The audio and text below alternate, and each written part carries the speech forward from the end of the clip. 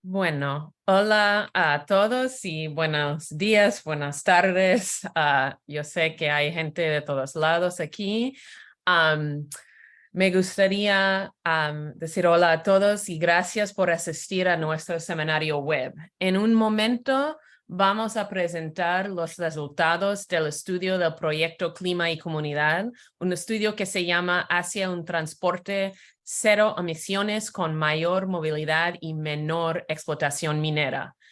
Después de la presentación de los resultados, nuestros panelistas van a exponer sobre las realidades actuales y impactos socioambientales del sector del litio en Argentina y Chile, y sobre las propuestas para una gobernanza más democrática y sustentable.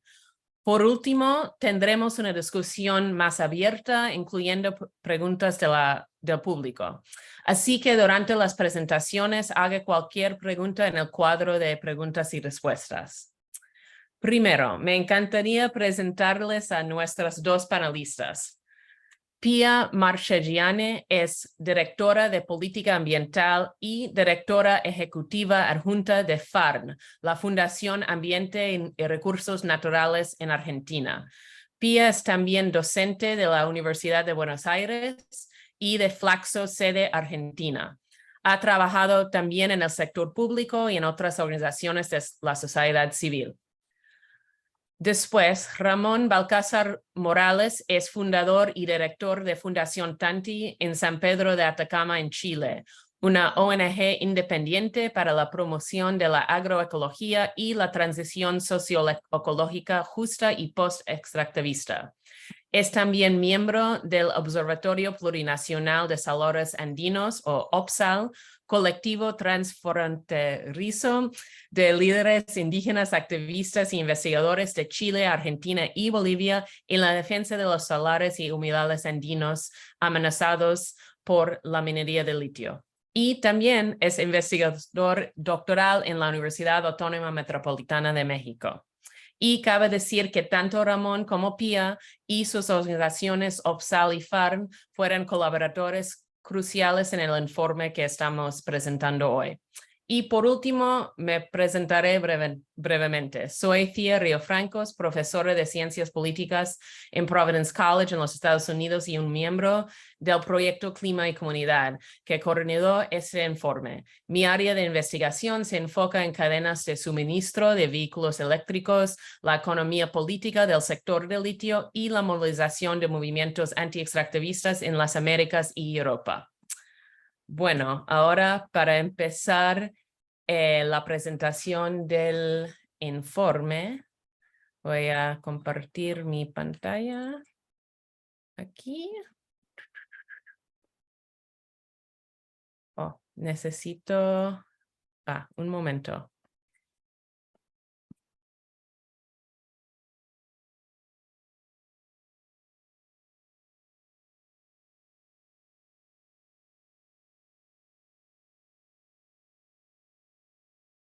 Ok. Ana. Ok, aquí estamos.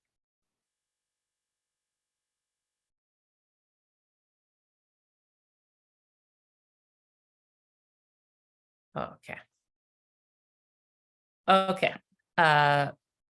Perdón, dos full screens. Ok. Bueno, no sé por qué, pero no me deja entrar en pantalla completa, así que vamos a seguir así para no perder tiempo. Entonces, aquí voy a presentar una presentación breve de un informe un poco largo que se llama Hacia un transporte de emisiones cero con mayor movilidad y una menor explotación minera. Como dije, el informe se coordinó por Proyecto de Clima y Comunidad, pero también con la colaboración de Ramón, Pia y otros activistas y investigadores en las Américas y Europa. Bueno, para empezar, Primero, ¿por qué es tan importante descarbonizar el sector de transporte en los Estados Unidos y mundialmente, pero particularmente en los Estados Unidos? Porque en los Estados Unidos este sector es el principal emisor de carbono en todos los sectores de la economía estadounidense. Es fuente de casi 30% de las emisiones de los Estados Unidos. Entonces es obviamente urgente e importante para la justicia climática global descarbonizar este sector. Pero a la vez, y como muchos en el público ya saben, este también conlleva un impacto importante en la demanda de metales, especialmente el litio, que es el metal que vamos a enfocarnos hoy. Entonces, la electrificación de transporte, aunque sea importante para confrontar el crisis climática, también implica una expansión masiva de la minería y también los impactos de la minería. Entonces, la pregunta de esta presentación es si hay una manera de descarbonizar el sector de transporte mientras no aumentar tanto la minería y sus impactos muy graves. Para también explicar un poco más, es importante mencionar que el principal motor de la demanda de litio ahora y en el futuro son los vehículos eléctricos, ¿no? Hay baterías en muchas aplicaciones y también hay otras aplicaciones del litio que no tienen que ver con las baterías en sí, pero ahora y más cada año, el sector de transporte, pero especialmente los vehículos individuales, son la primera fuente de la demanda para el litio. Y esto es obviamente preocupante si sabemos cuáles son los impactos de la minería de litio, que vamos a hablar un poquito más de esto después. Pero para decirlo como muy claro y al principio del evento, simplemente sustituir todos los vehículos tradicionales con vehículos eléctricos no es una estrategia viable en el contexto de una crisis climática más grave cada día. ¿Por qué? Primero, mucha investigación en las ciencias sociales y también investigación climática muestra que para eliminar las emisiones del transporte en una línea de tiempo rápida, que obviamente es necesario para evitar lo peor como versión de la crisis climática, para hacer todo esto necesitamos reducir el uso del automóvil, no simplemente reemplazar automóviles tradicionales con vehículos eléctricos. Entonces, esto es como un motivo. Segundo, sabemos que significaría un aumento de extracción que no es sustentable y quizás no es viable, o sea, que no sería muy difícil producir la cantidad de metales que la demanda, los escenarios de demanda indiquen que vamos a necesitar. Entonces, esto es otro. Y también es importante, especialmente para públicos afuera de los Estados Unidos, decir que un problema clave con esta estrategia es que en los Estados Unidos cada año los vehículos y sus baterías son más y más grandes y con las baterías tan grandes hay un aumento incluso mayor y menos sustentable de la minería del litio y otros metales. Y aquí en la figura a la derecha puedes ver como la diferencia con un vehículo utilitario deportivo como un Hummer, que es muy grande, comparado con un vehículo eléctrico como más normal, pero también comparado con un bus y también un bicicleta eléctrica, que como una bicicleta eléctrica y un bus es mucho menos litio cada persona comparado con un vehículo eléctrico normal, pero especialmente con un vehículo eléctrico más grande que es como más y más de moda en los Estados Unidos. Y para como también subrayar un poco por qué es tan importante evitar un aumento grande en la minería de gran escala del litio, es porque hay impactos socioambientales muy graves, en muchos casos irreversibles y también que ocurren sin el consentimiento de las comunidades afectadas. Y estamos hablando de efectos en sistemas de agua, ecosistemas, biodiversidad, medios de subsistencia, territorio indígena, derechos indígenas y comunitarios y derechos laborales. Y en todo esto hay un montón de evidencia que la minería a gran escala de cualquier metal, pero incluyendo el litio, conlleva estos efectos. Entonces, para nosotros, la solución principal para mitigar los impactos de la extracción es reducir la demanda para metales como el litio y buscar otros caminos a descarbonizar el transporte.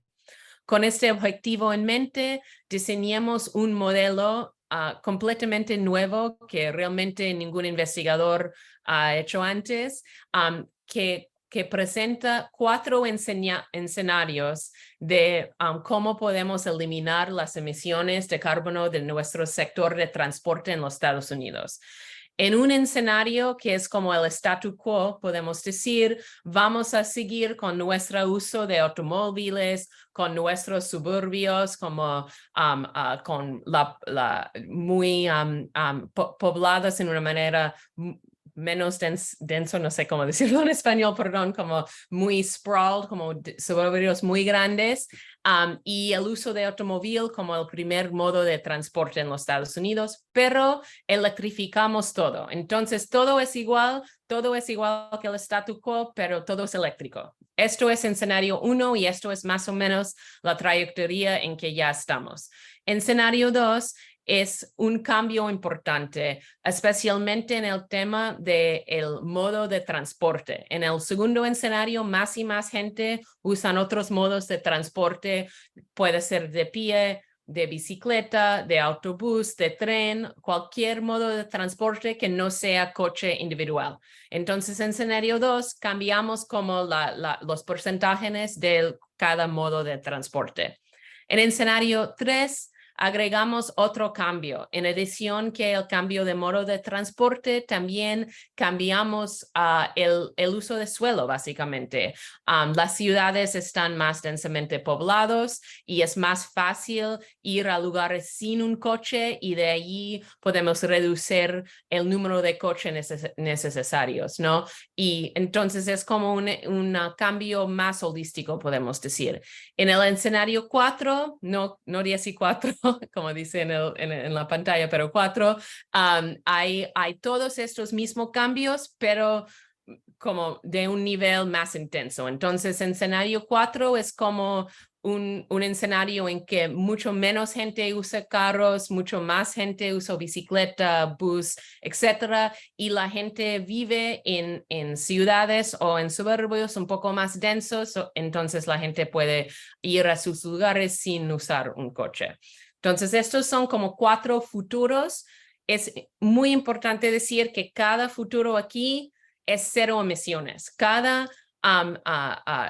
completamente elimina las emisiones del sector de transporte, solamente son como diferentes caminos a llegar a 0 emisiones. Pero vamos a ver ahora que el camino en sí y la decisión social, político, económico de qué camino vamos a elegir para llegar a 0 emisiones implica mucho sobre especialmente la demanda de litio y también de los otros materiales primas. Entonces, para ahora presentar los resultados de nuestro estudio, muestran que podemos reducir la demanda del litio entre todos los años, o sea, desde aquí, el año 23 hasta el año 2050, podemos reducir la demanda acumulada de litio desde 18% hasta 66%. Esto es como una reducción súper grande y no hay ningún estudio en el mundo que ha investigado este tema, entonces es un resultado completamente nuevo. También quiero subrayar en el segundo punto que si enfocamos solamente en el año 2050, que es el último año en nuestro modelo, podemos reducir la demanda para el litio en un 92%. Si comparamos como el escenario como peor, en que todos siguen usando automóviles, todos siguen viviendo en suburbios muy grandes, todos los coches siguen siendo más y más grandes, con baterías más y más grandes. Eso es como el escenario distópico, podemos decir. Y comparado con un escenario más optimista, más quizás utópica, hay como una diferencia de 92% en estos dos, en términos de la demanda de litio. Entonces, podemos realmente cambiar completamente cuánto litio sería necesario si hacemos cambios en la política pública del transporte y del uso del suelo. También, y quiero señalar esto tomando en cuenta que en los Estados Unidos el problema un problema muy grande es que cada año los vehículos son más grandes y sus baterías son más grandes, que podemos seguir con el mismo patrón del uso de automóvil y el mismo patrón de planificación del suelo, simplemente no crecer las baterías más, y esto puede reducir la demanda de litio en un 42%. Entonces, hay muchas maneras y muchas herramientas para reducir la demanda de litio. Simplemente tenemos que tener una vista holística a todo el cadena de suministro, desde la minería hasta el uso de transporte.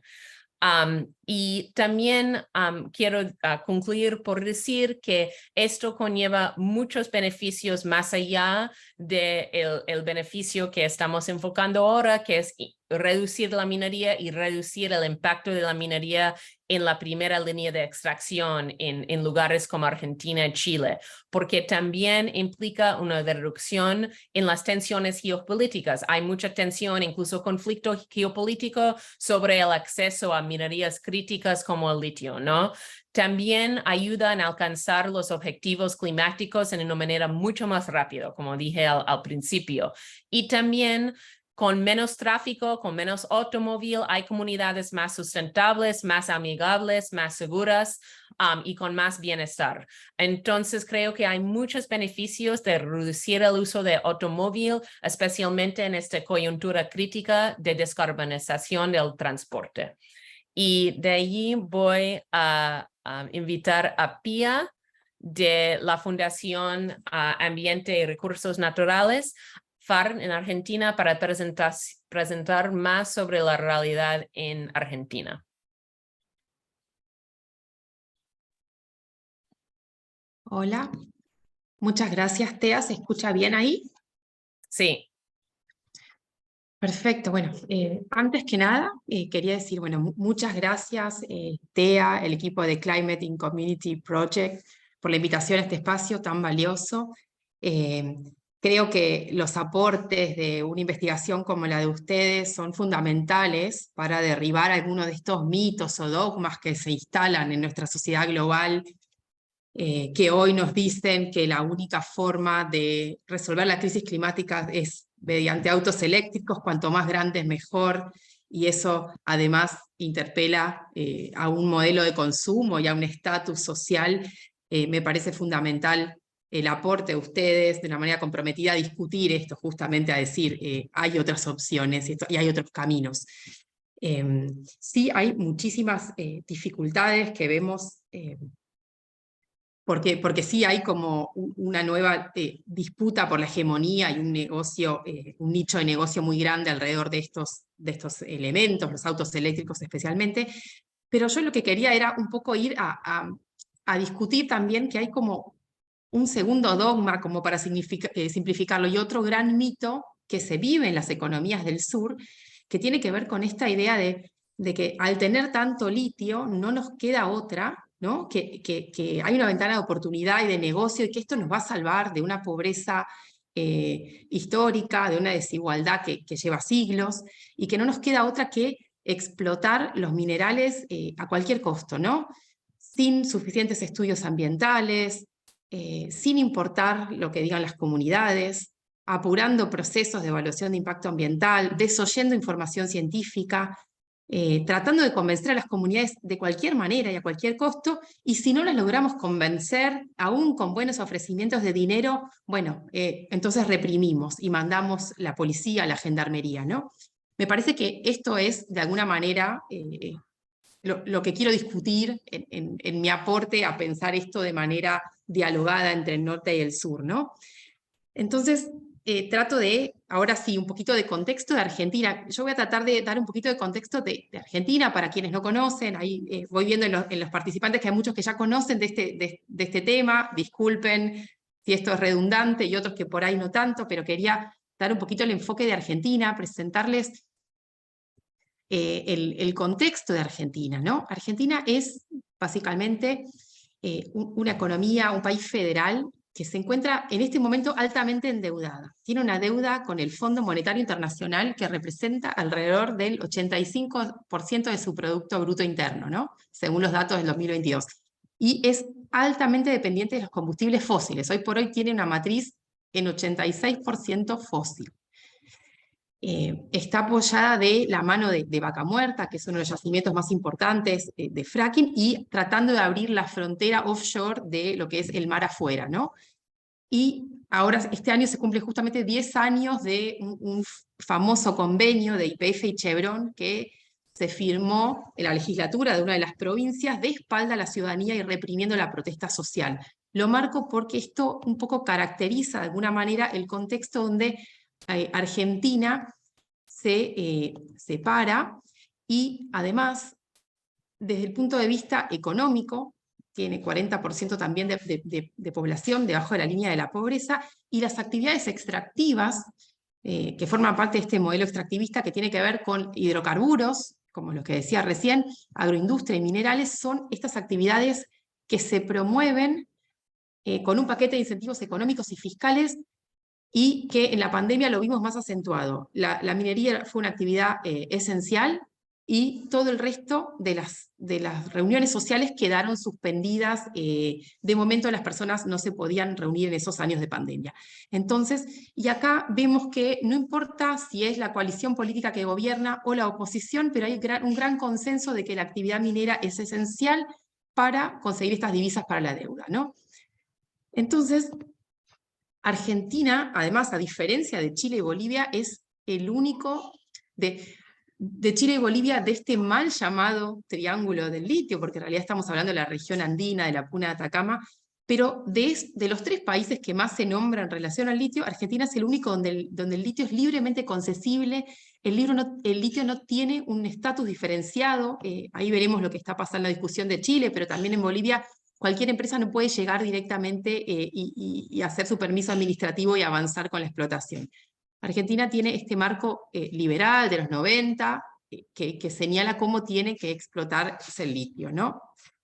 Y de alguna manera, más allá que hay algunas ideas de valor agregado y tratar de hacer algo distinto con el litio, las principales preocupaciones tienen que ver con las inversiones que pueden llegar.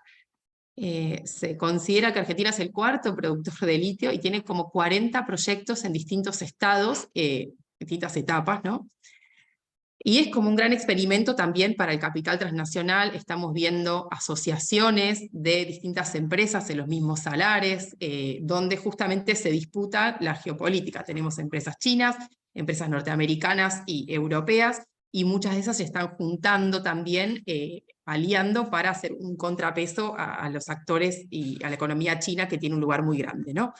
Tenemos 2 proyectos en extracción ahora, uno en Catamarca, que está desde el 97, que desde el 2018 es Livent, y tenemos también un proyecto, el de Sales de Jujuy, en Salar de Olaroz, Caucharí, desde 2014.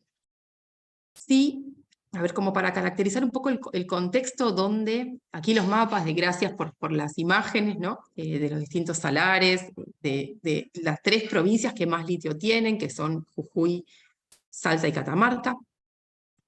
Y sí, lo que vemos es que de estos hay 40 proyectos en cartera y que 8 puede empezar a extraer en los próximos 3 años, ¿no? También tenemos el caso de Catamarca con la extracción desde 1997, y ahí, por ahí, para hacer un paréntesis, para mostrar que hoy por hoy en lo que es el Salar del Hombre Muerto se están proyectando de 8 a 9 proyectos que van a tomar agua del mismo acuífero. Un sistema de salares altoandinos, de humedales, que es muy, muy frágil, y que ya en Catamarca ya secó la vega de un río, ¿no? Del río Trapiche. ya hay un impacto y un daño ambiental muy grave, y sin embargo, este contexto voraz, caracterizado desde el punto de vista geopolítico, pero que también encuentra un gobierno nacional y provincial desesperado por las inversiones, hace que entren proyectos sin ningún criterio, ¿no? 8 a 9 proyectos en la misma cuenca. Después tenemos como, ya yendo un poquito más a hablar de los humedales altoandinos y la cuestión ecosistémica, ¿no? Son ecosistemas sumamente frágiles, donde entra muy poca agua. Justamente el bien estratégico es el agua, hay poca y hay que gestionarla bien. Y se toman decisiones, se aprueban proyectos. El federalismo argentino dice que son las provincias las que autorizan los proyectos y las que los controlan, no el gobierno central, y esto genera que las provincias, que son muchas veces más débiles o están necesitadas de recursos, sean la misma que aprueba y que controla, la misma que promueve la actividad minera. Entonces, los sistemas de evaluación de impacto ambiental son totalmente débiles y no existe planificación del uso del agua. No hay a nivel humedal, en cada uno de los salares, estudios de base imparciales, científicos, que den cuenta justamente de cómo funciona todo ese sistema hídrico tan complejo, donde hay agua dulce y agua salada, y se autorizan extracciones de agua que no tienen en cuenta justamente el mínimo ecosistémico y el equilibrio básico para que ese ecosistema pueda sobrevivir, ¿no? Y en estos usos de agua tampoco se tienen en cuenta, obviamente, los usos de las comunidades, ¿no? ¿Cuánta agua usan las comunidades para sus actividades, para su vida? En algunas comunidades explotan la sal de manera cooperativa, tienen ganadería y tienen sus propios usos de agua. Entonces, el sistema de evaluación de impacto ambiental está pensado de una manera, una lógica liberal, donde la empresa viene, dice dónde quiere extraer el litio, hace un trámite administrativo, un estudio de evaluación de impacto ambiental incompleto, que no tiene el enfoque adecuado, porque el área de afectación que se analiza es un espacio muy chico en relación al sistema hídrico y al posible impacto ambiental de toda la cuenca que se puede generar. Entonces tenemos un proceso de evaluación de impacto ambiental que no cumple los requisitos de realmente asegurar que no se genere un daño irreversible. Sumado a una desesperación por las inversiones, hace que cualquier planificación en el territorio, cualquier recaudo de los impactos ambientales no sea tenido en cuenta. Y además genera la situación de agravar la exposición de las comunidades que viven en estos territorios a los impactos del cambio climático, justamente porque los humedales tienen capacidad de adaptación y mitigación al cambio climático, regulan ese sistema tan delicado hídrico, y además tienen capacidad de mitigación, o sea, hay microorganismos que hoy están en los salares que tienen capacidad de secuestrar dióxido de carbono y liberar oxígeno. Y hoy por hoy están en riesgo justamente porque no hay información científica pública suficiente que explique cómo viven, dónde están y cómo se los protege. Y además, y aquí vamos al punto de las comunidades, en cada uno de los salares viven distintas comunidades con distintas formas de organización, actividades económicas, que dependen en gran parte del agua de estos salares, de este agua escasa, que saben administrar y que hace cientos de años viven en esos salares, y la propia existencia y supervivencia de estas comunidades se pone en riesgo con la minería de litio, que no tiene en cuenta y que es una amenaza directa a la forma de vida y a la cultura. De aquí, por ahí, quería hablar un poco de lo que pasa con las comunidades, primero de manera general y después ya entrando al caso de Jujuy, ¿no? Argentina ratificó el convenio 169 de la OIT, que habla de la consulta libre, previa e informada, que es un derecho que está todo el tiempo puesto en tela de juicio por autoridades y empresas que lo tratan de achicar, lo manipulan. La consulta, de acuerdo a los criterios de derecho indígena internacional, tiene unas características que tiene que ver con tener información, que tiene que ser un proceso consensuado con las comunidades, de buena fe, con libertad, donde las comunidades tienen que pueden decidir que sí o que no. La consulta libre tiene que tener el consentimiento, tiene que haber un estar de acuerdo, y esto implica que las comunidades también pueden posicionarse por el no. Y esto es parte del derecho constitutivo de la autodeterminación. Entonces, cuando se habla de consulta, hay una cantidad distinta de problemas. Y hoy, lo más reciente, lo vemos ahora en el caso de Jujuy, que creo que muchos se escucharon, pero que el gobierno de Jujuy, en un tiempo récord, trató de reformar, bueno, reformó la Constitución de manera parcial, con un proceso que violó el derecho de consulta de las comunidades. Las comunidades no tuvieron posibilidad de participar en esa reforma de la Constitución. Algunas, hay más de 300 comunidades, no sabemos el número exacto en Jujuy, pero no pudieron participar todas las comunidades, y este derecho que tienen es esencial, es la forma de dialogar en una sociedad multicultural, y no puede ser reducido como en algún momento el gobernador quiso decir, bueno, pero acá tengo un acta, yo con algunas comunidades hablé. Bueno, eso no es una consulta como debería ser hecha con todas las comunidades. Y también otro de los grandes problemas que tuvo, que esta reforma parcial reformaba varios artículos, la comunicación y discusión que tuvo con algunas comunidades se limitó a 2 artículos, como si los problemas de las comunidades y las cuestiones que las pudieran afectar pudieran reducirse a 2 artículos. La Constitución y los artículos que se reforman habla de educación, de cultura, de bienes naturales, habla de un montón de temas, y sin embargo, con algunas comunidades con las que habló, que no fueron todas, no se hablaba de todas las maneras, y tampoco se hizo un proceso de consulta formal. Entonces hubo un montón de problemas de forma, y además tenemos el acuerdo de Escazú, que es superior a la Constitución de la provincia de Jujuy, que dice que cuando se trata de procesos regulatorios de materia ambiental, también hay un derecho de participación amplia.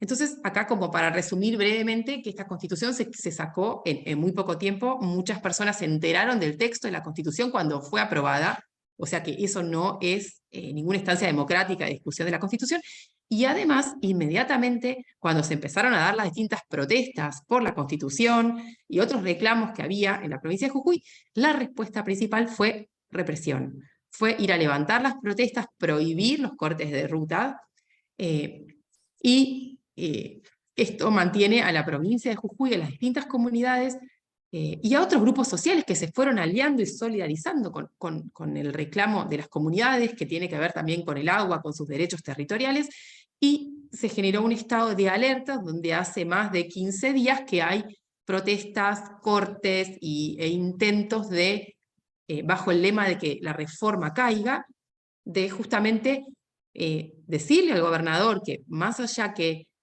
haya, porque acá hay un tema técnico, que hubo elecciones para los convencionales que reformaron la Constitución, pero que esa elección de los representantes no habilita primero a la represión y a ir con balas frente a las protestas sociales y pacíficas, y segundo, tampoco habilita en una democracia del siglo XXI a imponer sobre las minorías un consenso electoral por la elección de convencionales. Entonces, de alguna manera, no sé si estoy bien de tiempo, me avisan cómo vengo. Un minuto, ahí voy. Para redondear un poco es mostrar, y a ver, en estas protestas contra la reforma se juntaron muchas comunidades de distintos lugares, y una de las que están también reclamando por sus derechos son comunidades de Salinas Grandes y Laguna de Guayatayoc. Son un grupo de muchísimas comunidades que hace 13 años que vienen reclamando por la vigencia de sus derechos, 8 años con la gestión del gobernador actual, Gerardo Morales, y que han hecho acciones legales a nivel provincial, nacional, internacional, y han tratado de visibilizar las injusticias, porque esto parte de una falta de cumplimiento de los derechos básicos en términos ambientales y de comunidades, que están rotos desde el primer momento. Y yo traía el caso de Vaca Muerta, porque estos consensos extractivos se hacen de espaldas a la gente, ¿no? Se hacen con violación de derechos. Allá lo que pasó con Vaca Muerta inició con un convenio secreto entre YPF, la agencia estatal, y Chevron, y aquí con un proceso de reforma constitucional en el siglo XXI que el texto se conoció el mismo día que se aprobaba. Entonces, estamos viendo que esta forma de operar de este modelo tiene que ver con un esencial desconocimiento del Estado de Derecho, los derechos básicos que tienen las comunidades en todo sentido, desde la información hasta de reunión y participación. El acuerdo de Escazú, y acá es lo último que digo, coloca justamente a las comunidades en un lugar muy importante, como defensoras de la naturaleza, les da un rol relevante, reconoce el valor histórico que tienen justamente frente a una crisis climática y ecológica que pone en jaque a la existencia de la misma humanidad. Se reconoce a las comunidades como guardianes de la naturaleza y que tienen que tener todos sus derechos a disposición para poder protestar, para poder hacer valer sus derechos. Todo esto no sucede en Jujuy, no sucede, y el premio que tiene el actual gobernador es que termina como candidato a una de las grandes coaliciones que ahora se van a disputar el poder en octubre en las elecciones. Desde nuestro punto de vista, esto no puede suceder. Y acá es donde, bueno, ahí le compartimos, ojalá que el caso de Chile tenga alguna cuestión más positiva, pero queremos mostrar que está relacionado, que no existen estos procesos sin violación de derechos. Suceden en todos los casos. Muchas gracias. Gracias, Pia. Una presentación con tanta información, un análisis súper importante de Argentina, pero también de unos patrones transnacionales y globales en el extractivismo. Quiero, antes de que hable Ramón, quiero recordarles que hay un cuadro de preguntas y respuestas y que por favor, si tienen un comentario o una pregunta, que pongan ahí para que podamos incorporar las perspectivas del público en la discusión después. Bueno, a continuación invito a Ramón para presentarnos sobre la realidad en Chile ahora. Bueno, también me sumo a los agradecimientos de Pia por la invitación, por el espacio, ¿no? Y por el esfuerzo de este trabajo, de esta investigación. Concuerdo mucho con ella también en la necesidad, ¿no? De no solamente centrarse incluso los conflictos, ¿no? Sino que, o la minería, porque a veces se enfoca demasiado la mirada en el conflicto local, lo que es muy bueno, porque de hecho nos dedicamos justamente a investigarlo, a hacer resistencia y a poner esto en la mesa, pero muy pocas veces se ve el otro lado de la cadena, y como esto también es un problema de un modo de vida insustentable, el modo de vida imperial, que le llaman por ahí algunos autores, y que se reproduce, ¿no? Bajo el alero, ¿no? De la llamada transición energética, que entendemos nosotros como una transición energética corporativa o de mercado. OPSAL es una red, un colectivo que nace realmente desde la movilización social contra la expansión de la minera Albemarle en el Salar de Atacama entre 2015 y 2016, como la trayectoria, digamos, comienza ahí. Y comenzamos a articularnos de forma transfronteriza, viajando a Jujuy, a las Salinas Grandes, viajando a Catamarca, viajando a Bolivia, a Salar de Uyuni, conociéndonos en encuentros en Buenos Aires, en San Pedro de Atacama, en Santiago, en fin. Y en ese sentido, me parece interesante como plantear también o mostrar que es esa red, ¿no? OPSAL no es una ONG en sí. Tampoco es una ONG que trabaja para ni de una comunidad en particular, ni representa, ni habla en nombre de. Esto porque el trabajo que hacemos, de alguna manera, se plantea también desde una mirada de solidaridad, y también esta plurinacionalidad hecha, digamos, acción concreta, más allá de una premisa, sino que realmente nace en los territorios y se plantea desde ahí, y así es como actuamos y trabajamos, y en ese sentido, de alguna manera, no asumimos el rol que muchas veces caracteriza algunos otros espacios, digamos, donde se habla un poco como de defensa de, ¿no? Sino que aquí somos todos, digamos, en la defensa de los salares y los humedales. Eso es lo que nos une. Y en ese sentido también, ese posicionamiento, por supuesto, nos hace ser muy críticos a este axioma, ¿no? De más autos, mayor acción climática o mayores, digamos, avances hacia la resolución de este problema en el que nos encontramos, que también planteamos como una manifestación de una crisis, una manifestación del capitaloceno, si queremos llamarlo, y no es la crisis realmente, no es el problema, el cambio climático. El cambio climático es un síntoma, ¿no?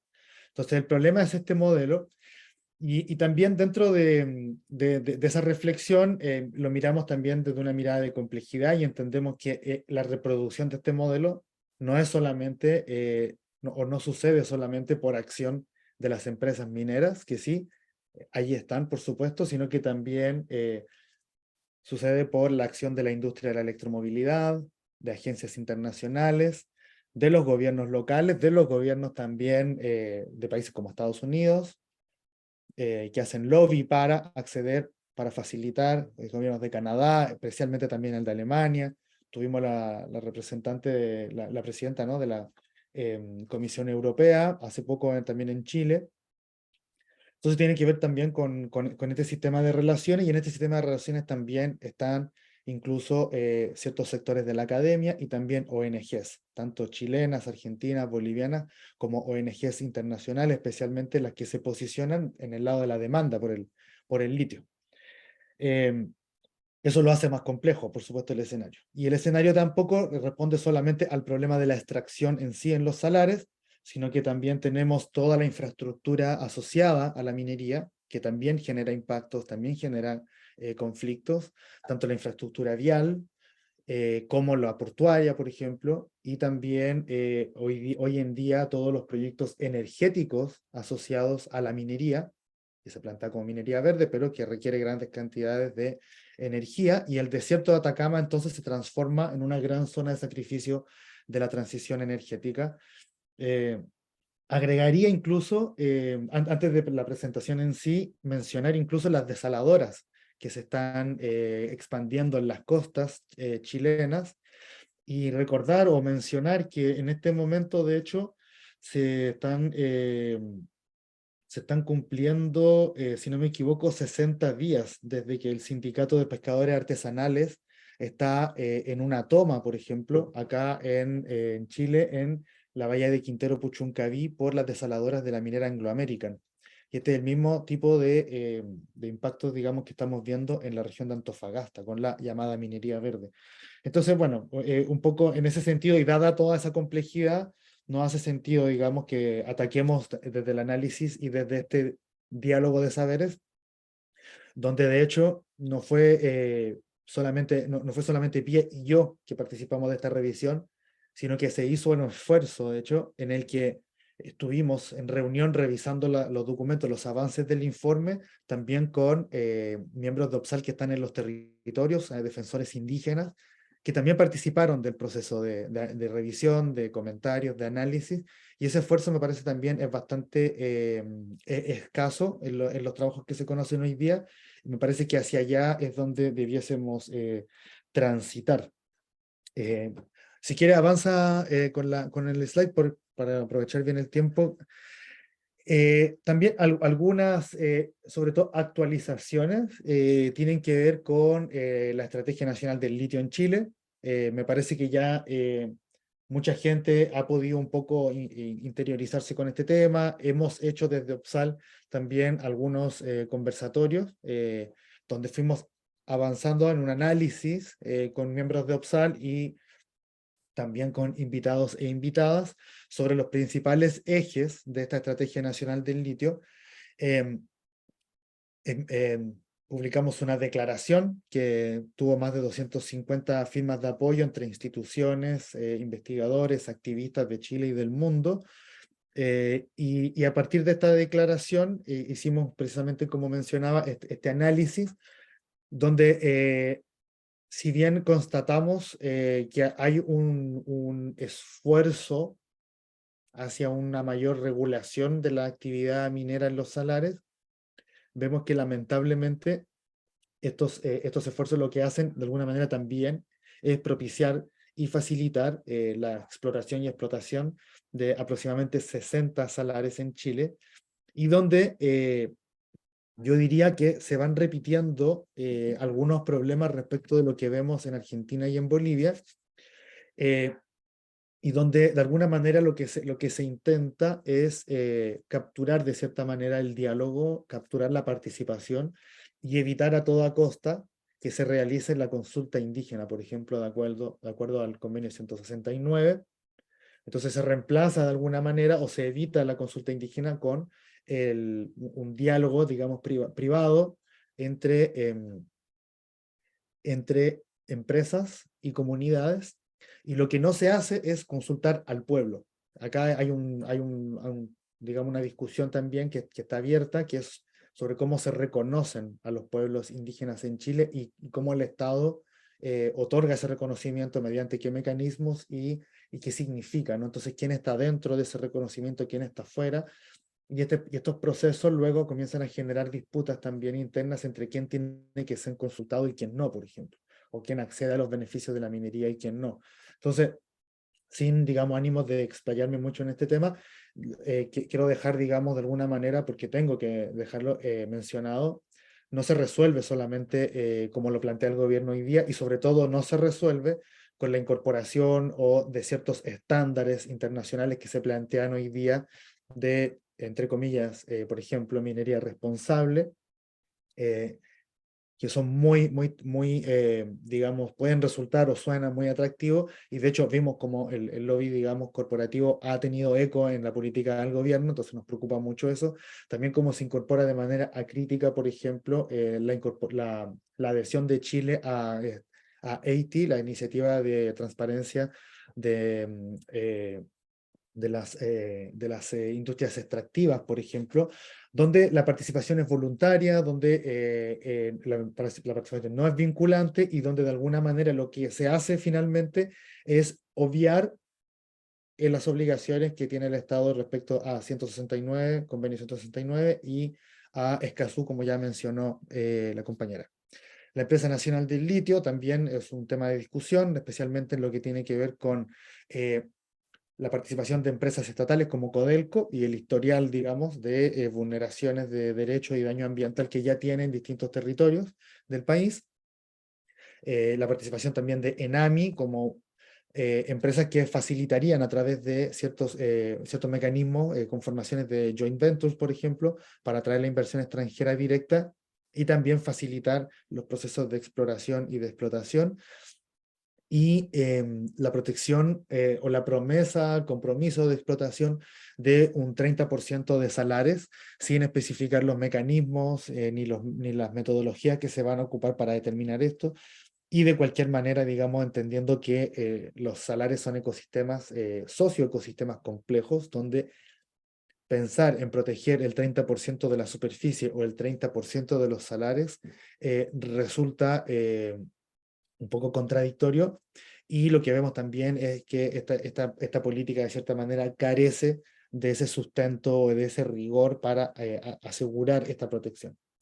Y por último, al menos para lo que tiene que ver con esta declaración, un tema muy importante también, uno de los aspectos quizás centrales, es la creación de un instituto tecnológico público de investigación de litio y salares. Entonces acá nuevamente decimos, bueno, antes se hablaba de litio, ahora se habla de los salares. Eso me parece que es un cierto logro, si se quiere decir, que los salares se reconozcan como ecosistemas, que se entienda también y que se haya reconocido que la minería de litio es minería de agua, por supuesto. Pero no basta quedarnos en esos títulos ni en esas afirmaciones. Entonces, acá tenemos un problema también que es de conocimiento, de cómo se produce el conocimiento con el cual se toman decisiones ambientales respecto a lo que sucede en estos espacios, en estos ecosistemas. Y lo que tenemos hoy día es una captura corporativa también del conocimiento, donde son las empresas las que generan los estudios, donde son las empresas las que generan los modelos hidrogeológicos, y donde el Estado de Chile hoy día sigue encontrándose en esta adolescencia, ¿no? De esta carencia de conocimiento, de conocimiento también que se ha generado en forma independiente de los intereses corporativos, por supuesto, pero que dé cuenta de esta complejidad y que para nosotros y nosotras también es importante que incorpore los conocimientos y las ciencias indígenas, en el sentido de que el conocimiento de estos salaretos humedales, de los ecosistemas, muchas veces también está muy limitado incluso en los espacios académicos. Entonces entendemos que no todas las disciplinas necesariamente van a ser capaces de responder a la complejidad que nos presentan estos escenarios, sobre todo frente al cambio climático. Acá también hay literatura, incluso científica, digamos, que de alguna manera señala que los sistemas de conocimientos indígenas son clave para entender incluso y enfrentar y adaptarnos al cambio climático, sobre todo en este tipo de espacios donde la adaptación tanto de la vida silvestre, de la biodiversidad, como de los sistemas de vida que han creado los pueblos que han habitado estos territorios desde hace más de 10.000 años, digamos, nos pueden dar claves para adaptarnos a la falta de agua y a los cambios climáticos que estamos enfrentando, ¿no? Si quieres pasar a la siguiente, voy a ver cómo estoy de tiempo. Ya, no me queda mucho tiempo. Aquí voy a ser súper breve, pero quiero dar un caso muy específico de cómo se manifiesta precisamente el problema de la aceleración o la promesa, ¿no? de explorar y de atraer la inversión sin conocer dónde se van a instalar los proyectos. Entonces, hace 2 semanas estuvimos en Salar de Tara precisamente con la comunidad de Toconao. Y este salar es un salar que está protegido, está dentro de la Reserva Nacional Los Flamencos, de una reclamación territorial de esta comunidad indígena atacameña Ulicanantay, y donde, sin embargo, ya existen anuncios de la entrada de un proyecto de una empresa estadounidense, que además, a propósito, es la misma empresa que está también con uno de los proyectos en Catamarca, que está al otro lado básicamente de la cordillera. Acá estamos, Salar de Tara está cerca de la frontera con Argentina y Bolivia, colinda con Jujuy, y un poco más abajo Catamarca, y uno de los tantos proyectos que mencionaba Pía, de hecho. Entonces, y esta mirada de la puna de Atacama, de la puna atacameña, transfronteriza, también nos permite ir viendo esto, ¿no? Cómo son las mismas empresas que están de un lado o del otro, y también, de hecho, entendemos que la afectación de un salar afecta también la ecorregión completa. No podemos tampoco aislar estos casos.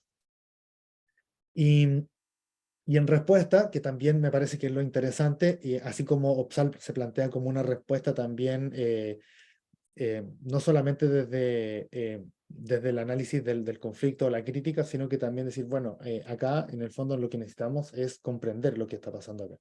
Y es muy interesante el trabajo que está haciendo precisamente la comunidad de Toconao con la creación de un centro indígena de investigación para el estudio y la protección del patrimonio natural y arqueológico de este salar. Que este salar no es solamente la biodiversidad y el agua, sino que también es un espacio de ocupación ancestral donde la riqueza arqueológica que hoy día está de hecho conociendo y valorizando la propia comunidad es muy importante. Entonces tenemos que nosotros también entender qué es lo que está sucediendo en estos territorios. Y no lo podemos hacer sin sus habitantes. Si quiere puede pasar a la siguiente. Bueno, a propósito, estamos guiados por Rudecindo Espíndola, un compañero de OPSAL, un gran activista, defensor de los salares, y por Ingrid Garcés, académica de la Universidad de Antofagasta. Y para cerrar, mencionar que justamente un poco en este esfuerzo y también en este diálogo sur-norte, norte-sur, de hecho, trabajamos en esta publicación que estoy mostrando acá, que se publicó hace poquito, la semana pasada, con James Blair, con Javiera Barandarian y con Amanda Maxwell, quienes también tienen trabajos estupendos, digamos, desde la antropología, la historia ambiental, que pueden consultar también. Yo como estudiante doctoral más bien he aprendido con ellos en este proceso, pero sí aportando justamente digamos, con el contenido más etnográfico y situado en el Salar y desde OPSAL, por supuesto. Entonces, más que repasar las recomendaciones un poco en función del tiempo, sugerir que revisen la declaración de la red Just to Life Not to Mining sobre el greenwashing y las certificaciones mineras, un poco para profundizar en esa problemática que generan, ¿no?, la certificación y todo sistema que quiera reemplazar de cierta manera o quiera quitarle las responsabilidades que tienen incluso penales a empresas, digamos, vulneradoras y corruptas en nuestros países. También la problemática de las mesas multiactor, ¿no? Pero me quiero saltar, digamos, también a esta recomendación que hacemos justamente de exigir a los estados del norte global, me faltó la L ahí, perdón, de fomentar no solamente el reciclaje de baterías, que sabemos que sigue siendo una promesa y una utopía, pero bueno, ¿qué es lo que se puede hacer realmente? Al menos, digamos, se tiene que hacer avanzar en ese esfuerzo, en esa dirección, pero sobre todo a políticas de planificación de largo plazo para un transporte que no sea dependiente del auto eléctrico individual. O sea, eso ya nosotros estábamos trabajando en esa recomendación y tenemos también esa demanda permanente. Es por eso que de hecho, no apoyamos ni somos parte de ningún tipo de iniciativa que valide el auto eléctrico de uso individual como solución y sobre todo ninguna que entregue algún tipo de certificación o de validación de baterías, ya sean responsables, éticas o con cualquier tipo de etiqueta, porque lo que nos parece relevante acá es salir de la dependencia del automóvil y reducir la demanda de litio. Entonces, eso de alguna manera, ¿y por qué lo traje acá? Porque conecta mucho con el informe, con el trabajo de Climate and Community, y eso da cuenta de que en estos espacios tenemos, a pesar de todas nuestras diferencias, tenemos espacios donde confluimos, tenemos puntos donde confluimos, y eso me parece importante. Así que bueno, lo cierro ahí en función del tiempo. Muchas gracias. Muchísimas gracias a los dos panelistas, increíbles realmente, cuánta información y análisis en corto tiempo, y agradezco también que los dos realmente terminaron en tiempo, que es quizás muy difícil hacer en mi experiencia.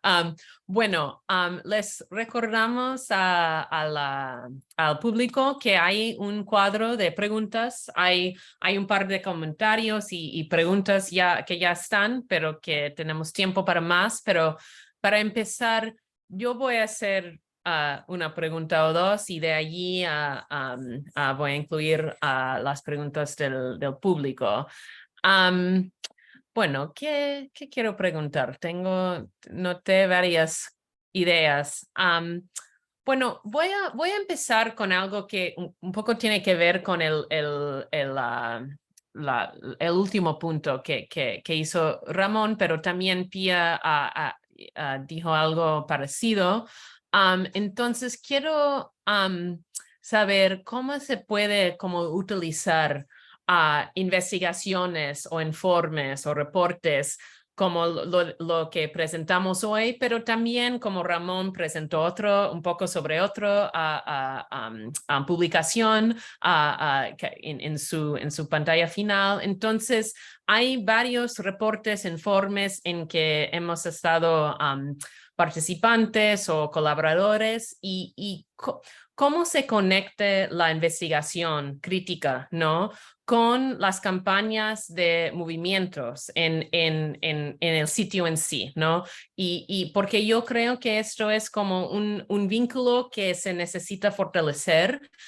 Y como dijo Ramón muy claramente, y estoy de acuerdo, que no toda la investigación ayuda a las campañas y las demandas y las visiones de las comunidades y los movimientos de gente afectada. Entonces, ¿cómo se puede fortalecer este vínculo entre la investigación académica o de ONG, lo que sea, y los movimientos? ¿Cómo son los modelos para hacer esto? Entonces puede ser Pia, Ramón, cualquier, para reflexionar un poco sobre eso. A ver, una reacción veloz.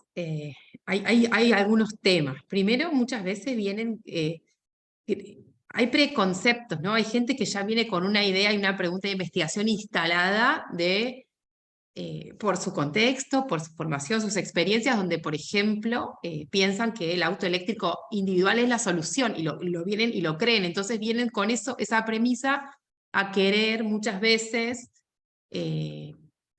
convencer un poco a los movimientos que en realidad no quieren ningún tipo de extracción de litio, no importa si es para un auto 5, 10, 15, si el auto, dicen salgan de acá, no queremos ser la zona de sacrificio de algo que no contribuimos y que estamos justamente ayudando a proteger. Entonces me parece que esto del preconcepto de dónde se parte es muy importante.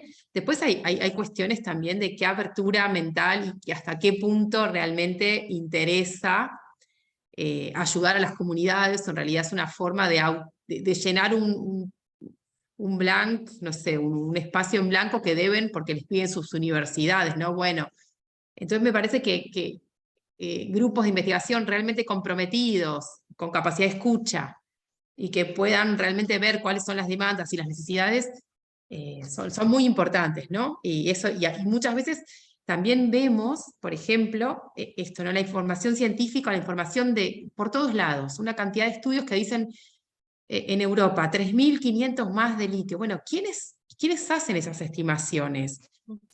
La cuestión de los conflictos de intereses, ¿quién le paga por hacer esos estudios? ¿Cuáles son, dónde se están parando? Porque aquí hay una mezcla muy grande de intereses geopolíticos y también, digamos, lo que está pasando con Europa ahora, está con el horizonte de la seguridad de suministro. No importa nada más, y esa es la prioridad a la que se alían, y es una respuesta a una medida también a la legislación norteamericana, ¿no?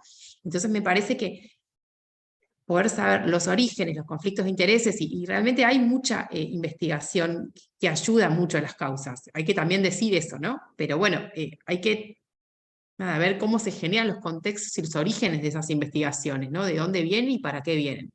Y si no hay sinceridad en eso, es muy difícil también ese diálogo entre saberes, ¿no? Ujú. Sí, hay que estudiar los estudios a veces, o sea, hay que como ver los orígenes y los intereses detrás, porque como dices, y voy a pasar a Ramón en un momento, como dices, Pía, que hay una cantidad enorme de estudios, o sea, no se hace falta estudios, pero sí se hace falta conocimiento objetivo y también conocimiento situado de los lugares en sí, ¿no? Entonces, Ramón, no sé si tienes también un comentario. Sí, quizás también un poco de la experiencia, va por ahí, por lo que dicen ustedes, ¿no? Como uno después empieza con el tiempo, se empieza a dar cuenta desde dónde se plantean los trabajos, las investigaciones, y después uno empieza también a preguntarse qué es lo que buscan ciertas investigaciones, ya sean individuales o de organizaciones, qué sé yo. Entonces, con qué instituciones colaboran, cómo se financian, sobre todo. Yo creo que siempre hay digamos, una base material, ¿no? De toda investigación. Sí. Y los medios de producción del conocimiento también están acaparados, ¿no? Y ciertos discursos son más fácilmente publicables, son menos conflictivos. Entonces, nos ha pasado con proyectos grandes, digamos, donde incluso nos ha tocado participar, ¿no? Desde ciertos instrumentos de investigación. Entonces entramos en un cuestionario, y yo lo digo en primera persona, entro en un cuestionario y ese cuestionario está todo, digamos, dentro de los márgenes del extractivismo. O sea, no me deja pensar fuera del extractivismo y tengo opciones donde tengo que elegir entre 1 y 10, pero todas están dentro de la minería, del extractivismo, del crecimiento verde. Entonces, a veces nos damos cuenta, a veces no. Están también los, todas las iniciativas privadas que buscan, por ejemplo, evaluar en qué grado la minería, por ejemplo, puede ser aceptable o no. Entonces tú analizas esos instrumentos y es muy parecido también. Entonces, ¿quiénes participan? ¿Cómo se llega a quienes van a entregar la información, informantes, como se les suele llamar, ¿no? Entonces, creo que tiene un poco que ver eso, como analizar un poco el posicionamiento. ¿Y cómo respondemos a eso? Yo creo que con la articulación, con una articulación orgánica en el fondo. Nosotros no tenemos articulaciones institucionales, tenemos articulaciones políticas. Y las instituciones que creamos o con las que interactuamos responden a ese objetivo que es político finalmente y no al revés. Entonces, lo que vemos de hecho hoy día es que muchas organizaciones, instituciones tratan precisamente de imponer sus agendas sobre nosotros y llegan con la invitación. siempre te van a invitar amablemente, ¿no? Van a tratar de ser muy amables para decirte, oye, mira, quiero que participes de esto. Pero a veces esa invitación no es no es tan amable en la realidad, porque es o participas, porque si tú no participas, yo voy a hacer igual lo que quiero hacer, porque yo tengo un mandato institucional y lo voy a hacer contigo o sin ti. Entonces, y voy a buscar todos los medios para entrar a las organizaciones y al territorio y todo para hacer lo que yo quiero hacer con este mandato. Entonces, creo que eso también lo hemos ido aprendiendo con el tiempo y por eso también hemos aprendido a ser más cuidadosos, tanto de nosotros que estamos muy expuestos también. A veces también somos acosados incluso por ciertos procesos, ¿no? Que te necesitan y quieren que tú estés. Mm. Eh, a veces somos también censurados porque denunciamos también la participación de ciertas organizaciones con intereses, digamos, con ciertos intereses, y también nos tratan de censurar. Entonces, creo que esto se resuelve o se trata o lo tratamos de resolver con esta articulación, insisto, que es más política que institucional, y con una estrategia. Ahí para no alargarme mucho más. Creo que tenemos que tener una estrategia común de incidencia, tanto a nivel local como nacional o incluso internacional. Yo aquí quisiera mencionar un poco el espacio que se genera en la red social aviando a la minería o del propio OPSAL, por ejemplo. Yo creo que OPSAL responde un poco a esa necesidad, ¿no? Y Yes to Life, No to Mining me parece también que es un espacio un poco más amplio geográficamente, que yo siento que va un poco en esa línea que comento.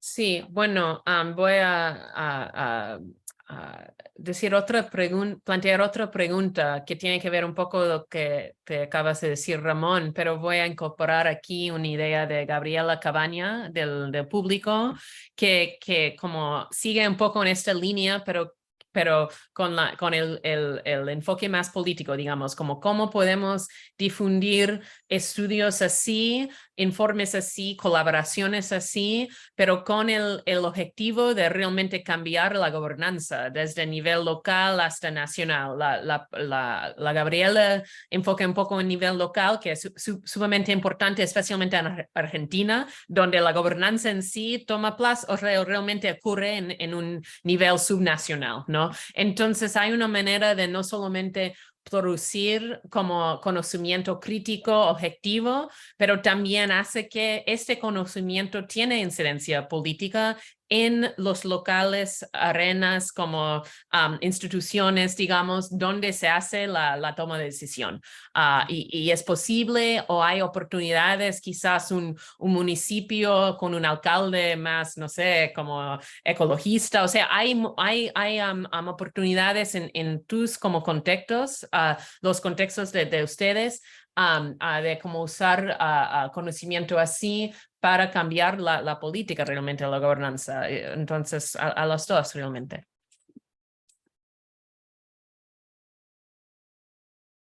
Sí, Dale, ay, ¿quieres pasarte? no sé si quieres hablar, Pia, pero estás muted ahora. Yo no puedo cambiar. Nos decía, Ramón, si querés, Ok, ya, empezamos. perdón. Era, Bueno, dale, gracias. Sí, creo que bueno, ambas han sido preguntas como fundamentales, así como las cosas que no nos dejan dormir probablemente. Pero mira, nosotros lo que estamos haciendo en Chile, especialmente desde la Fundación Tantí, lo que estamos participando ahora en el Consejo de la Sociedad Civil del Servicio de Evaluación Ambiental. Y es un proceso que tiene sus límites, por supuesto, pero donde estamos justamente llevando estas preocupaciones para orientar la institucionalidad, digamos, hacia una mayor comprensión de lo que acabo de exponer, de hecho.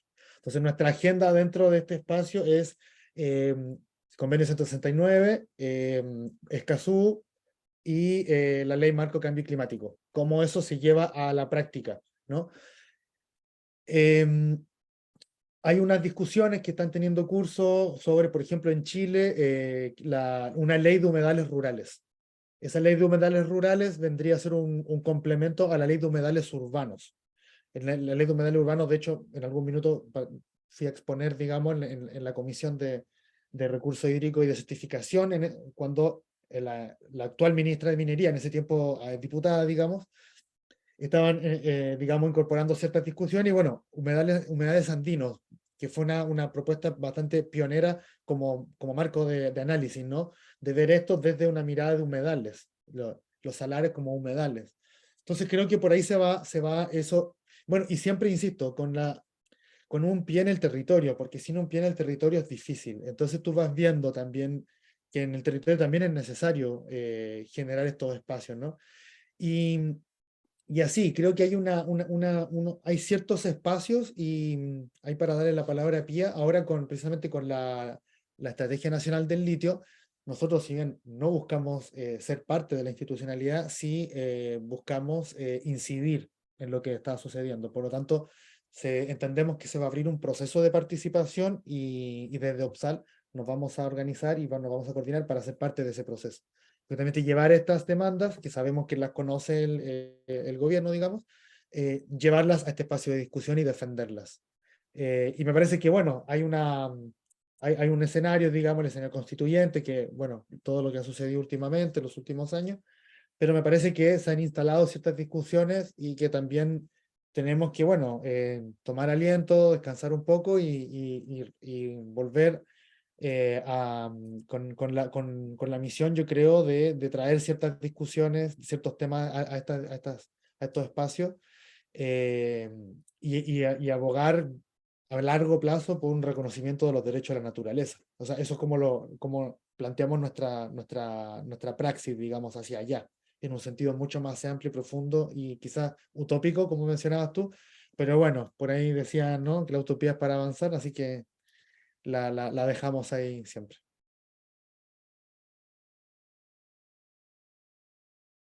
A ver, quizá voy a decir algunas cosas que también tocan algunos puntos que se ven ahí de preguntas, ¿no? A mí me parece que las alianzas con los gobiernos locales o con las instancias de gobierno suceden, de hecho, en distintos momentos y casos de conflicto en Argentina pasaron. Muchas veces los cuadros técnicos que no responden tanto a la línea política son quienes más se acercan y ayudan también y se preocupan. Desde adentro también hay una lucha que sucede adentro de las instituciones. Entonces me parece que hay oportunidades allí, que no se puede decir, no, acá todo mal, no, siempre hay aliados. Después hay mucha preocupación por los temas regulatorios, y ahí me parece que ahí sí hay como, bueno, qué pasa con los delitos, ¿no? Y el ecocidio. Y me parece que hay muchos temas, lo mismo también que estamos hablando de salmueras, y qué pasa con el subsuelo, y cómo lo regulamos. Y me parece que ahí hay, primero, a veces falta información científica, o falta forma de hacer llegar y comunicar esa información científica existente. Nosotros tenemos políticos que dicen que como la salmuera es salada, o sea, como no podés tomar salmuera, entonces no puede ser un humedal. Y lo dicen públicamente, como si la definición de humedal estuviera equiparada a agua potable que te podés tomar, ¿dónde? No sé. Pero bueno, estas cuestiones son clave. Me parece que hay también, desde el punto de vista científico, mucho que ya está generado por ahí, pero forma de acercar esa información, ¿no? Lo mismo, esta forma de regular suelo y subsuelo separados, cuando uno va y el paradigma y la cosmovisión indígena no puede separar una cosa de la otra. La Pachamama no tiene, ¿no? Acá termina y acá me toca a mí, es como ridículo. Entonces me parece que hay muchos de estos procesos que se dan en el campo jurídico, donde las coaliciones entre científicos, activistas, comunidades son importantes para empujar los temas. Lo mismo la cuestión de, bueno, cómo se responsabiliza penalmente a las personas que contaminan y demás. Nosotros tenemos en Argentina un atraso enorme en cuanto a los delitos penales, pero los delitos penales tienen que ser, hay toda una técnica legislativa que lo más detallado posible la conducta a perseguir. Entonces, siempre los consejos que nos dan los penalistas es que no sean cuestiones muy amplias, que sean lo más específico posible para no caer después no afectar el derecho de defensa de las personas y que sea posible perseguir penalmente. Entonces hay muchas cuestiones legales que también ahí necesitamos técnicos que ayuden, ¿no? Pero por ahí hay un tema que me parece también muy, muy importante, que tiene que ver con esto de dónde quedan los estados, dónde queda lo público. Acá hay toda una tendencia a privatizar todo en todos los niveles, en todos los espacios. Entonces, la consulta privatizada, el EIA, el conocimiento manejado por la empresa, la definición de que hay que ir por autos, la industria decidiendo que hay que ir cuantos más autos mejor. Entonces me parece que hay sí una colaboración general que se pueden dar en experiencias y en redes diversas de recapturar lo público y resignificarlo, ¿no? Y en eso público, ¿quiénes quedaron afuera? Nosotros tenemos un Estado que no incorporó suficientemente a las comunidades indígenas, que a lo sumo en el 94, con algunas reformas, pero la visión y los saberes que hay, me parece que tenemos que conectarnos desde ese punto de vista. Estamos yendo en dirección contraria y desde distintos puntos de vista es muy difícil cuando uno lo mira con su complejidad, pero sí hay espacios donde lo público tiene que ser recapturado y resignificado. No puede quedar en manos de las corporaciones definir que la salida climática es cuanto más autos mejor, que en realidad eso es el negocio de ello, no es la salvación que necesitamos, ¿no? Pero eso me parece que es como importante y también trasciende un poco todos los debates también regulatorios. ¿Por qué no se pueden penalizar a las compañías? ¿Por qué están todos estos problemas a la hora de querer proteger salares, ¿no? Y humedales y derechos? Porque justamente van en contra de los intereses privados de quienes definen muchas de las cuestiones que nos preocupan, ¿no? Gracias. Ahí dejo ahí. No, excelente, perfecto las respuestas de los dos.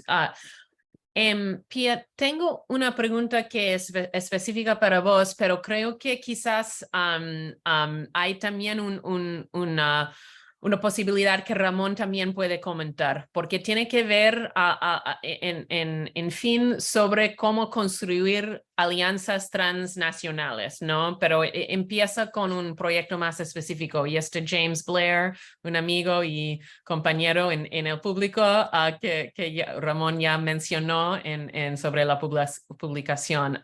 Pero bueno, la pregunta es, ¿crees, Pia, que las protestas y la represión en Jujuy rechazarán el desarrollo del proyecto Cauchari-Olorás del Lithium Americas? Entonces hay un proyecto que es como en el centro del conflicto, digamos, del litio.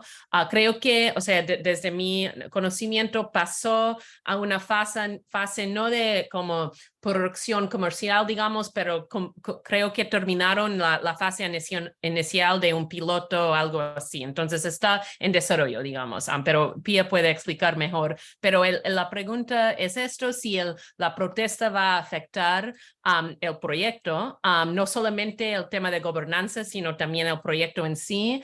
Y también James agrega que me llama la atención que Lithium Americas, la empresa, junto con la policía también está reprimiendo manifestaciones y demandas contra su proyecto Thacker Pass en Nevada, que para explicar al público que la misma empresa tiene proyecto en Argentina, en Jujuy y también en los Estados Unidos, y contra los dos proyectos hemos visto protesta y también represión de protesta.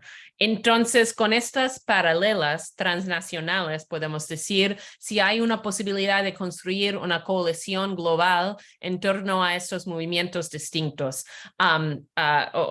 Y puedes comentar más bien sobre el proyecto y si va como quizás a cambiar el proyecto, la protesta, o también sobre este tema de coalición entre movimientos en los Estados Unidos y Argentina contra la misma empresa.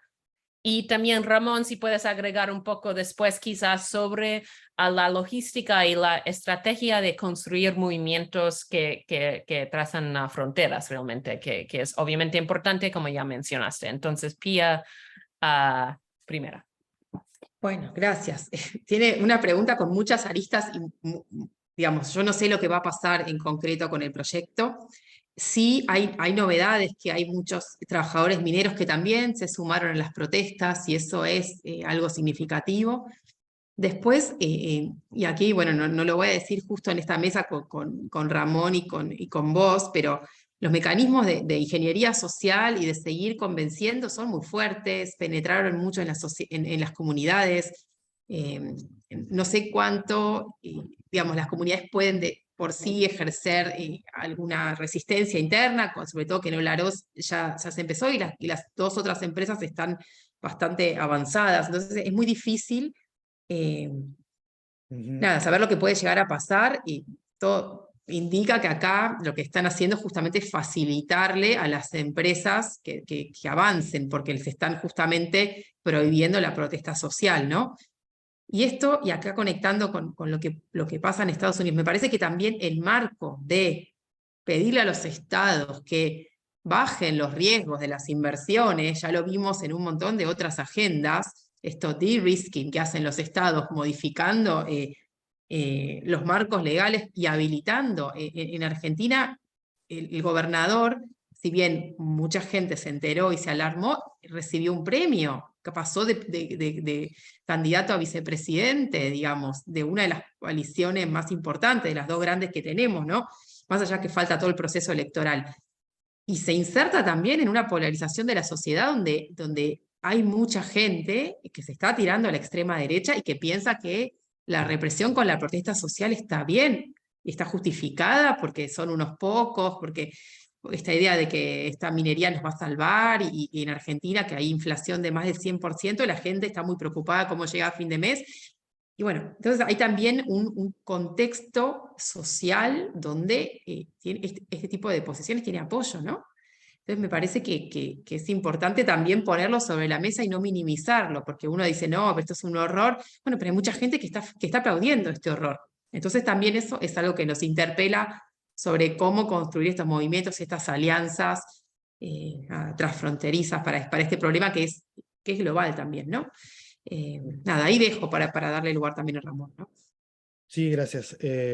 Sí, yo creo que quizá agregar que esta ingeniería social, la ingeniería social del despojo, como también le llamamos, eh, de alguna manera produce fracturas, si queremos llamarlo el tejido social, ¿no? De las, ya hablando más de comunidades más específicas.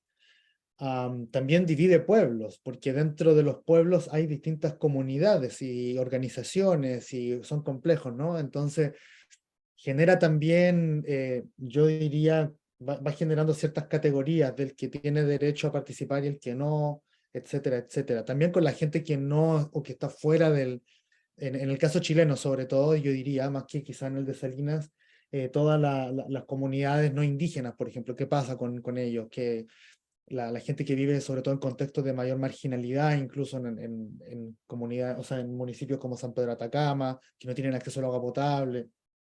Entonces se genera, pero también la ingeniería social no solamente la despliegan las empresas mineras o los gobiernos, sino que también ONGs.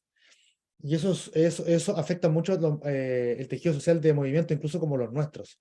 Entonces, nosotros también somos sujetos, digamos, de esta conflictividad, también nos vemos atravesados. Entonces, vemos la incidencia y la injerencia de ciertas organizaciones que quieren entrar y que quieren mover ciertas agendas. Y eso lo que hace es debilitar finalmente a los territorios y debilita los movimientos. Entonces, también respondiendo a la pregunta de James, eso dificulta a veces que podamos o que se puedan establecer ciertas alianzas, porque depende mucho con qué organización trabaja, qué comunidad y qué organización. Y hay mucho miedo, mucha desconfianza de con quién relacionarse, porque tú abres las puertas y cuando abres las puertas estás abriendo básicamente, ok, estás abriendo, digamos, el espacio o la entrada a un territorio. Y yo los espacios de resistencia también los comprendo como territorios también, son territorialidades, ¿no? Pero bueno, yo creo que lo importante para esto es la autonomía institucional en el sentido de que los movimientos no pueden, o las redes, las coaliciones no pueden depender de instituciones. Tienen que ser orgánicas, tienen que surgir desde los territorios. Y avanzando hacia eso, el año pasado, de hecho, firmamos la declaración de Jadar en el Valle de Jadar en Serbia, donde nos reunimos movimientos, organizaciones y activistas a una escala más global con procesos de defensa en Portugal, en España, en Serbia, en Bolivia, en Chile, en Argentina, pero sin digamos, por así decirlo, sin un liderazgo institucional externo, sino que fue orgánico. Yo creo que eso es un elemento que es relevante, que es central y que también tenemos que defender. Muchísimas gracias y en punto porque ya estamos a las 12:30, pero creo que cubrimos, mucho terreno de conocimiento, de estrategia, de análisis, de novedades incluso en los territorios. Y yo por lo menos aprendí un montón y me imagino también que el público igual. Quiero también decir que la grabación de este evento vamos a difundir a todos y también en el internet para que puedan compartir con sus compañeros, organizaciones, lo que sea. Entonces, para tener una discusión incluso más amplia de estos temas tan importantes. Pero agradezco un montón a la labor de Ramón y Pía para presentar su conocimiento y colaborar también en el informe y que seguimos trabajando juntos para una transición realmente justa, energética y para enfrentar los crisis múltiples de nuestro momento, ¿no? Entonces, saludos a todos y gracias. Muchas gracias. Muchas gracias. Chao.